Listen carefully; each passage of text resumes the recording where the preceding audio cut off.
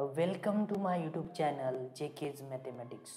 और आज के वीडियो में हम देखने वाले हैं क्लास 10 मैथमेटिक्स का वेरी इंपॉर्टेंट टॉपिक का नाम है अर्थमेटिक प्रोग्रेशन। तो विदाउट वेस्टिंग टाइम चलो आज के टॉपिक को स्टार्ट करते। देखो, तो अर्थमेटिक प्रोग्रेशन समझने के लिए सबसे इम्पोर्टेंट होता है क्या? सीक्वेंस। तो क्या होता है सीक्वेंस? तो sequence is a collection of definite and distinct numbers. Definite numbers का कलेक्शन होता है जो फॉर्म किए जाते हैं यार arrange according to some definite law और डेफिनाइट ऑर्डर। मतलब ये हमने ऑलरेडी डिस्कस किया हुआ है इन प्रीवियस क्लासेस। तो सीक्वेंस क्या होता है? एक definite numbers arrange in a definite law. तो यहाँ पे कुछ सीक्वेंस है, देखो 1 3 5 7 9। यहाँ पे डेफिनाइट लॉ क्या है कि हर एक का जो डिफरेंस है वो कितना है? 2 है। करेक्ट है कि नहीं? तो ये हो गया हमारा सीक्वेंस, मतलब एक डेफिनाइट ऑर्डर और डेफिनाइट लॉ। ये सीक्वेंस क्या करता है? सीरीज ऑफ नंबर्स फॉलो करता है, तो उसको कहा जाता है सीक्वेंस। सेकंड एग्जांपल देखो आपके लिए, 2 4 4 टू जा 8 8 टू जा 16 16 टू जा 32 32 टू जा 64 मीन्स यहाँ पे क्या है? मल्टीप्लाई बाय 2 आया हुआ है। तो ये हुआ सीक्वेंस। आप कुछ भी सीक्वेंस ले सकते हैं, समझो 1 5, next one is 9, next one is 13। यार सीक्वेंस मीन इन सबका डिफरेंस क्या है? 4 है। तो यहाँ पे क्या हो रहा है? एक डेफिनाइट लॉ फॉलो हो रहा है, तो उस सीरीज ऑफ नंबर्स को क्या कहा जाएगा? सीक्वेंस कहा जाएगा। चलो, तो अब नेक्स्ट हम देखने वाले हैं अर्थमेटिक प्रोग्रेशन, जो एक्चुअल हमारा टॉपिक है। क्योंकि एपीओ सीक्वेंस के 2 टाइप होते हैं, एपी एंड जीपी, ये हम आगे देखने वाले हैं। लेकिन पहले हमने सीक्वेंस पढ़ा कि ये series of numbers in which numbers are arrange in a definite law और डेफिनाइट ऑर्डर। तो उसके बाद हम पढ़ते हैं arithmetic progression, the list of numbers in which each term is obtain by adding the fix number to preceding number. मतलब each term जो होता है, जो ईच नंबर होता है सीक्वेंस का, अभी हमने जो लिया 1 5 9 13, जो ईच टर्म है 1 है 5 है 9 है और 13 है, इसको कहा जाता है, ईच नंबर को सीक्वेंस में कहा जाता है टर्म। अब जो फर्स्ट नंबर है उसे क्या कहा जाता है? फर्स्ट टर्म कहा जाता है। आया समझ में? तो वही, तो यहाँ पे क्या होता है? ये भी एक लिस्ट ऑफ नंबर से, मतलब ये सीक्वेंस है। तो इसमें क्या होता है? Obtain by adding fix number to the preceding. जो पीछे वाले नंबर में एक ही नंबर क्या हो जाता है? ऐड होता है, तो उसको कहा जाता है एपी। मतलब अगर फर्स्ट नंबर मैंने लिया 2 है, उसमें मैंने 4 ऐड किया, तो 2 + 4 सेकंड नंबर मुझे मिलेगा 6। फिर 6 में मैंने क्या किया? 4 ऐड किया, तो मुझे मिलेगा 10। तो 2 ये 6 और ये आपका 10, ये क्या है? एपी है। करेक्ट है कि नहीं? तो चलो, अब जो फिक्स नंबर है, जो फिक्स नंबर हमने ऐड किया, यहाँ पे भी 4 यहाँ पे भी 4, उसको कहा जाता है common difference of the AP. उसे क्या कहा जाता है? Common difference of the AP. और it is generally denoted by small T से डिनोट होता है। और रिमेंबर दैट, वेरी इंपॉर्टेंट, जो स्मॉल डी होगा नहीं तो फिर कॉमन डिफरेंस होगा, एक पॉजिटिव हो सकता है, निगेटिव हो सकता है, नहीं तो फिर 0 भी हो सकता है। तो ये आपको ध्यान में रखना है। It can be positive, negative और 0। तो कुछ एग्जाम्पल मैंने दिए, देखो 1 2 3 4, हर एक का कॉमन डिफरेंस आपको दिख रहा होगा, 1 है 1 है 1 है, तो इसको कहा जाएगा एपी। अब देखो यहाँ पे मैंने -30 है, यहाँ पे -30 है, यहाँ पे भी -30 है, तो यहाँ पे डी मुझे कितना मिल गया? -30। यहाँ पे देखो डी 3 3 3, मतलब क्या है? 0। देखो इसमें पॉजिटिव है, इसमें निगेटिव है और इसमें 0 है। और ये तीनों एग्जाम्पल एपी लॉ को फॉलो करते। करेक्ट है कि नहीं? आया समझ में? Simple introduction of the AP. चलो, तो अब नेक्स्ट लेते हैं general form of the AP. General form क्या होता है एपी का, ये हम डिस्कस करेंगे। तो देखो जनरल फॉर्म क्या होता है? फर्स्ट नंबर जो होता है ये होता है, उसके बाद कॉमन डिफरेंस डी ऐड होता है, ये हुआ आपका सेकंड टर्म, ये हुआ आपका थर्ड टर्म, ये हुआ आपका फोर्थ टर्म।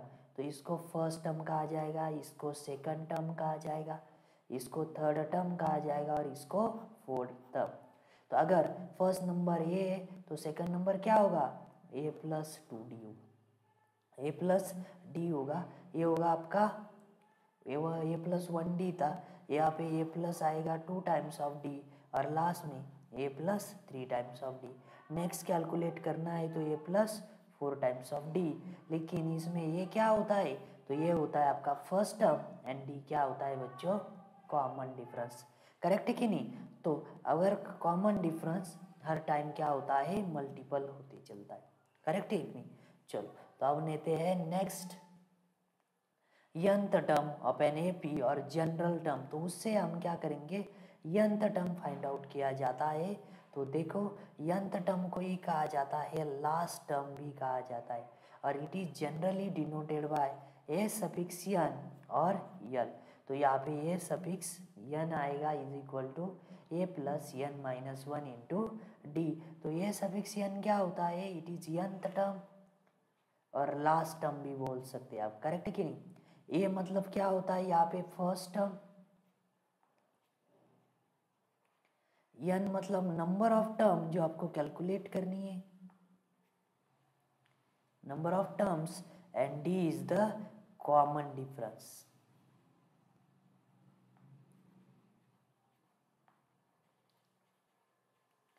तो देखो अगर पास आपके पास एक सीक्वेंस है, कोई भी सीक्वेंस लो, समझो मैंने लिया first number is 2, second number is 5, third number is 8, fourth number is 11, next number is 14, ऐसा आपको सीक्वेंस किया है और वही एपी में।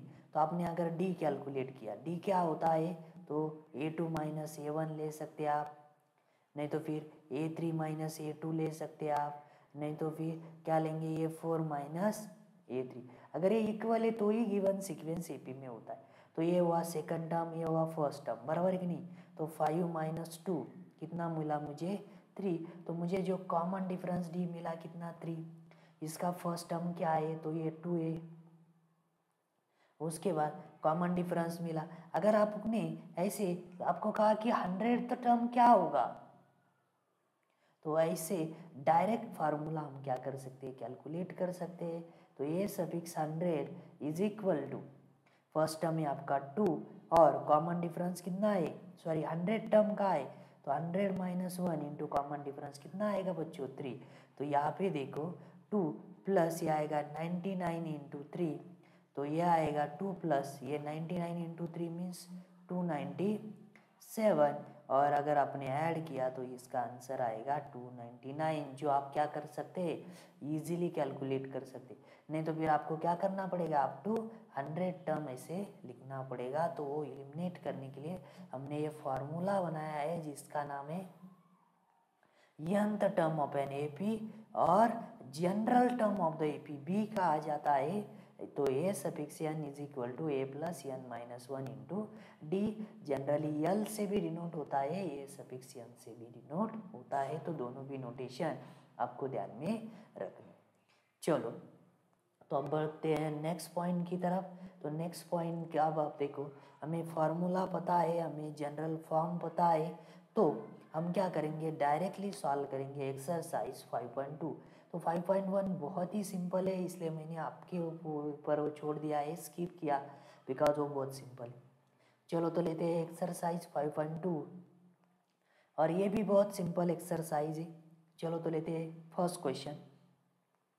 Fill in the blanks in the following table.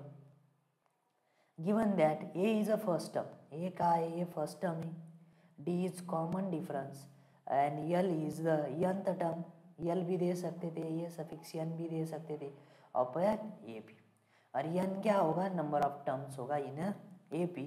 तो आपको fill in the blanks fill करने। करेक्ट है कि फार्मूला तो वही यूज होगा, एक a n is equal to a plus n minus 1 into D.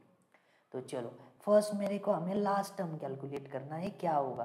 तो फर्स्ट मेरे को आपको फर्स्ट टर्म दिया है 7 प्लस एन माइनस मतलब 8 माइनस 1, तो डायरेक्ट लेता हूँ 7 इंटू कॉमन डिफरेंस कितना है 3, तो यह आएगा 7 प्लस 7 3 ज़ा 21, तो इसका आंसर कितना आएगा फर्स्ट ब्लैंक का जो यहाँ पे दिख रहा है वो कितना है 28।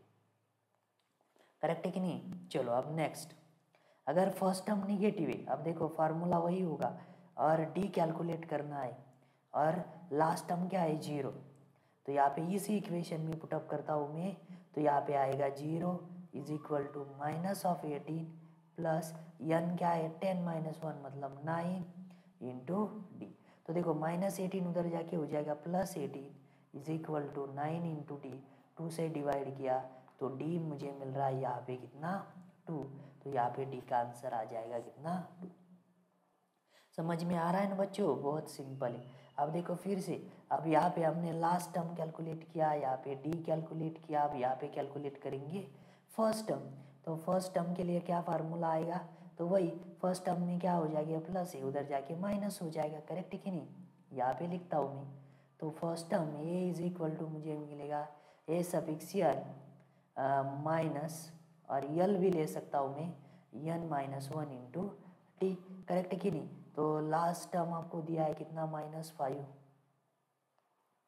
और माइनस ऑफ, तो 18 - 1 तो ये आ जाएगा 17 इंटू डी कितना है -3।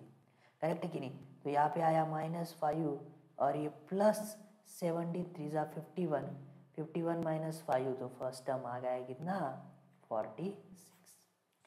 तो बहुत सिंपल कैलकुलेशन है। अब मैं क्या करता हूँ, एग्जाम्पल ये जो 4 और ये 5 जो है आपको सॉल्व करने के लिए देता हूँ, आप लोग ट्राई करो। अगर कहीं पे भी आपको प्रॉब्लम आता है तो आप मुझे डेफिनेटली पूछ सकते हैं। तो चलो लेते हैं नेक्स्ट क्वेश्चन, क्वेश्चन नंबर 2। देखो क्या है question number 2, choose the correct choice in the following and justify. तो आपको 2 MCQ मैंने लिए हैं और आपको उसका जस्टिफिकेशन भी चाहिए कि इसका आंसर ये आया, लेकिन क्यों आया। तो बराबर है, फार्मूला तो एक ही पढ़ा है अभी तक हमने, ये सफिक्सियन और यल इज इक्वल टू क्या होता है ए प्लस n-1 इंटू डी होता है। तो चलो आपको ये भी गिवन है 10 7 40 सॉरी 4, तो आपका first term a1 is equal to a मुझे मिला कितना 10। करेक्ट है कि नहीं।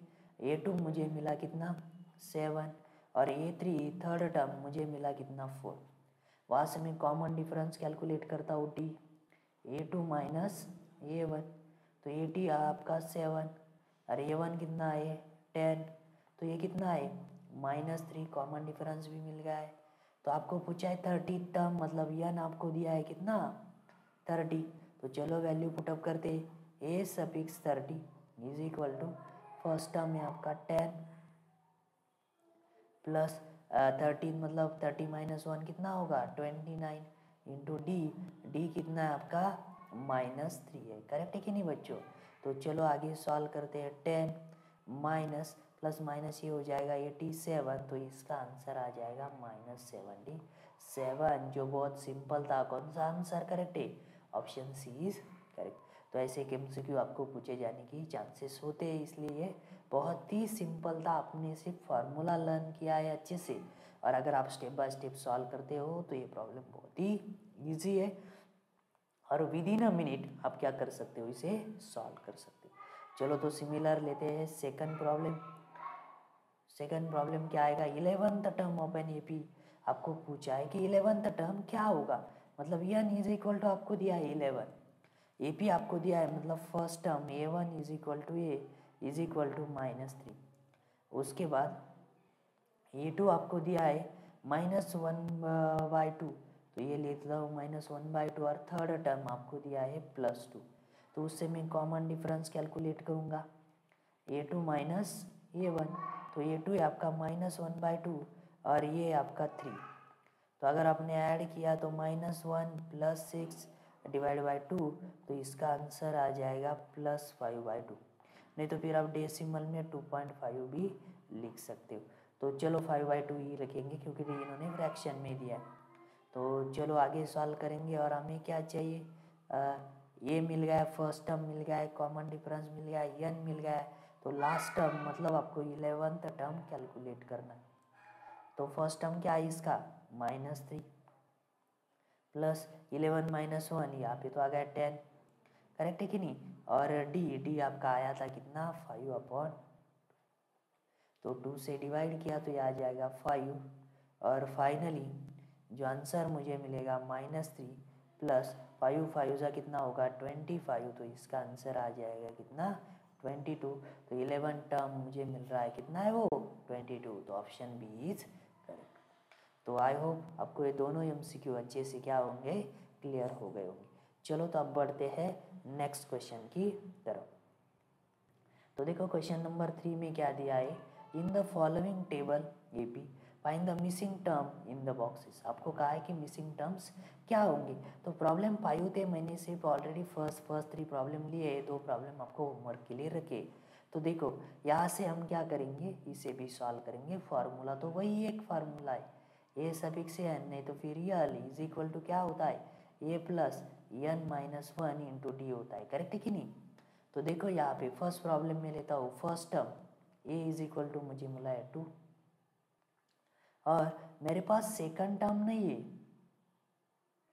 सेकंड टर्म मुझे कैलकुलेट करना है, लेकिन मेरे पास क्या है थर्ड टर्म है। थर्ड टर्म कितना है 26, करेक्ट है कि नहीं। तो वहाँ से हमें क्या करना पड़ेगा, यहाँ से। तो देखो यहाँ पे फर्स्ट टर्म हमारे पास है, तो थर्ड टर्म है, तो थर्ड टर्म के लिए फार्मूला क्या बनेगा, a suffix 3 is equal to a plus n की वैल्यू 3 हो गई, बराबर है कि नहीं। थर्ड टर्म दिया है तो n इज 3, तो 3 माइनस 1 यहाँ पे आएगा 2 टाइम्स ऑफ d। तो इसमें हमें फर्स्ट टर्म मालूम है, करेक्ट है कि नहीं। a third is equals to first term आपको मालूम है 2 प्लस 2d, और थर्ड टर्म भी आपको मालूम है कितना है वो 26। तो यहाँ पे क्या आएगा 2 times of d is equal to 26 minus 2 is equal to 24, और अगर आपने 2 से डिवाइड किया तो ये आ जाएगा 12, मतलब जो आपका कॉमन डिफरेंस है वो कितना आता है यहाँ पे 12 आ गया। अब कॉमन डिफरेंस मिल गया है, सब वैल्यू आपको पता है, तो सेकंड टर्म का फार्मूला आएगा a2 is equal to a plus 2 minus 1 मतलब a प्लस d, तो 2 प्लस 12, तो इसका आंसर मुझे मिल गया कितना 14, जो मैं यहाँ पे लिख देता हूँ।